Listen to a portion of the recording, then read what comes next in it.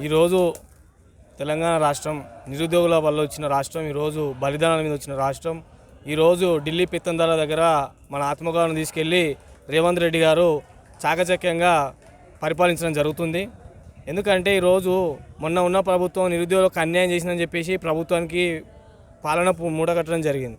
మరి ఈరోజు చూసుకుంటే ఈయన వచ్చిన 100 రోజుల్లోనే అన్ని హామీలు నెరవేరుస్తానని, జాబ్ క్యాలెండర్ ఇస్తా అని చెప్పేసి మాటిచ్చి నిరుద్యోగులు నమ్మించి ఓట్లు దన్నుకొని ఈరోజు సీఎం పీఠంపై అధిరోహించారు. మరి ఈరోజు దాన్ని పక్కన పెట్టేసి, ఆ జాబ్ క్యాలెండర్ అనే కాన్సెప్ట్ని పక్కన పెట్టేసి మిగతా ఆయన పార్టీ ఎట్లా విస్తరించాలి, ఎంతమంది ఎమ్మెల్యేని కొనుక్కోవాలి, బీఆర్ఎస్ పార్టీ నుంచి ఎంతమంది ఎమ్మెల్సీని కొనుక్కోవాలనే కాన్సెప్ట్లో ఆయన తిరుగుతూ ఈరోజు నిరుద్యోగులకు అన్యాయం చేయడం జరుగుతుంది.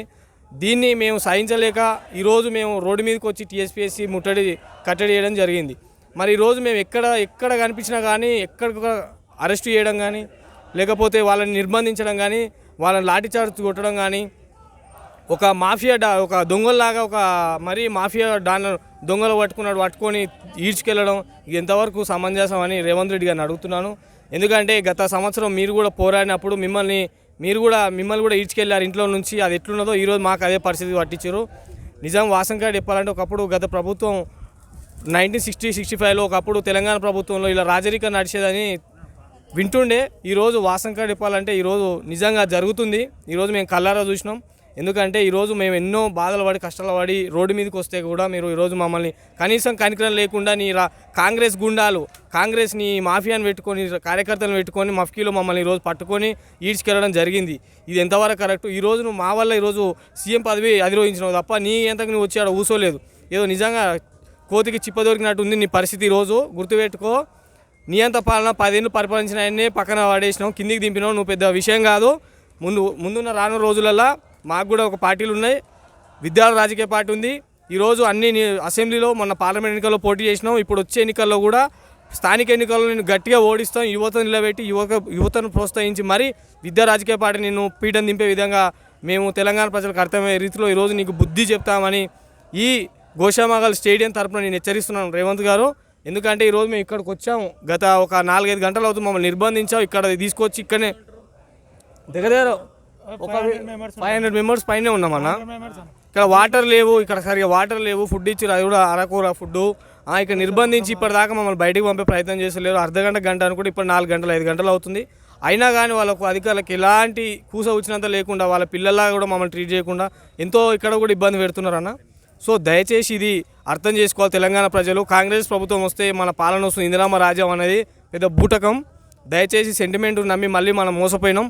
ఇప్పుడు వచ్చే ఎన్నికల్లో, స్థానిక ఎన్నికల్లో, వార్డు మెంబర్, సర్పంచ్, జడ్పీసీ ఎన్నికల్లో ఈ పార్టీని ఓడగొడితే కనుక 100% మనం గెలిచినట్టే.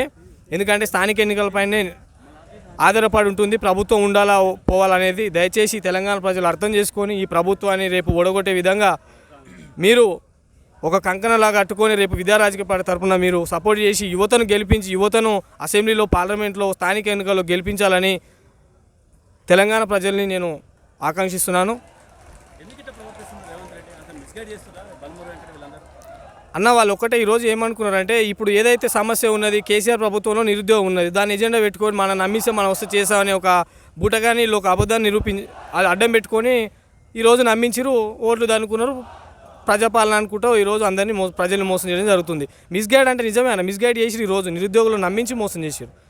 బలిదానం వచ్చిన తెలంగాణను ఈరోజు మళ్ళీ నమ్మించి మళ్ళీ వీళ్ళు చంపేసారు కదా.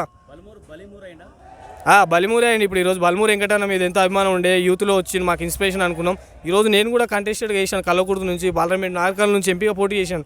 అరే మనకు యూత్లో కూడా మనకు ఉందిలే అనుకున్నాం. కానీ ఈరోజు తీన్మార్ మళ్ళీ కానీ ఆయన కానీ ఏ మాట అయిపో వచ్చారు. ఈరోజు వాళ్ళు ఏం చేస్తున్నారన్న? ఎమ్మెల్సీలుగా ఇద్దరు వాళ్ళ చేతులే ఉంటుంది కదా. వాళ్ళు అడిగే ధైర్యం లేదు అక్కడ.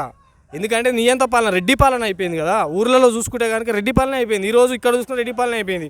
వీళ్ళు ఏం మాట్లాడతారు? వీళ్ళకి అంత ధైర్యం ఉందా? దమ్ము ధైర్యం ఉంటే రాజీనామా చేయండి. అడిగిన క్వశ్చన్ చేసి రేవంత్ రెడ్డి ఆ ధైర్యం ఉంటే నేను అడుగుతున్నాను. ఈరోజు మా నిరుద్యోగుల పక్షాన్ని అడుగుతున్నాను. మీకు దమ్ము ధైర్యం ఉంటే సవాల్ ఇస్తారండి, రాజీనామా చేసి మళ్ళీ గెలవండి.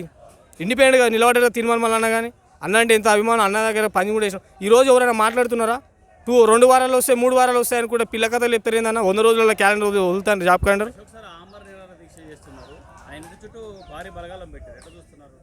అంటే మేము దొంగలం కదా అన్న, మాఫియా డాన్లం కదా. ఇప్పుడు మనం బాంబులు పెట్టి లేపేసే ఉంటారు కదా, బొంబాయిలో ఒకప్పుడు జరిగేది చూడండి, ఒక 20-15 సంవత్సరాల కింద. ఇప్పుడు ఆ విధంగా ఇప్పుడు అశోక్ సార్ ఏం చేస్తుండ ఆయన? ఒకరికైనా ఇబ్బంది పెడుతుండా, లేకపోతే నన్ను తిడుతుండా, కొడుతుండా, ఎవరు చేసినా అంత బలగాలు పెట్టాలి? ఇది ఏం సూచికనా? ఇంత ఘోరమా? తెలంగాణ కొట్లాడి తెచ్చుకున్న తెలంగాణ రాష్ట్రం కోసం పాత్ర వేసిన వ్యక్తి కూడా ఇట్లా వేయడం అవసరమా? ఈరోజు మా పార్టీ అధ్యక్షుడు సునీల్ గారు ఉన్నారు, ఆయన కూడా కొట్లాడేసి ఆయన కూడా నిర్బంధించారు. మార్నింగ్ హౌస్ అరెస్ట్ చేసిరు ఆయనను, రాత్రి 12:30 తర్వాత. ఇది ఎంతవరకు కరెక్టు? ఇది ఆయన కూడా కొట్లాడింది కదా, ఆయన కూడా కొట్లాడే కదా ఈ దాకా వచ్చింది. ఈరోజు మళ్ళీ మమ్మల్ని ఇట్లా మోసం చేసింది, ఇబ్బంది పెట్టడం కరెక్టేనా? దీన్ని మేము తీవ్రంగా ఖండిస్తున్నాం. రానున్న రోజులలో ఖచ్చితంగా మీకు బుద్ధి చెప్పే విధంగా ప్రజలకు మేము ఏ విధంగా మోటివేట్ చేస్తామని మీరు చూస్తారు. స్థానికులను ఓడగొట్టడమే లక్ష్యంగా పనిచేస్తామని తెలియజేస్తున్నాను.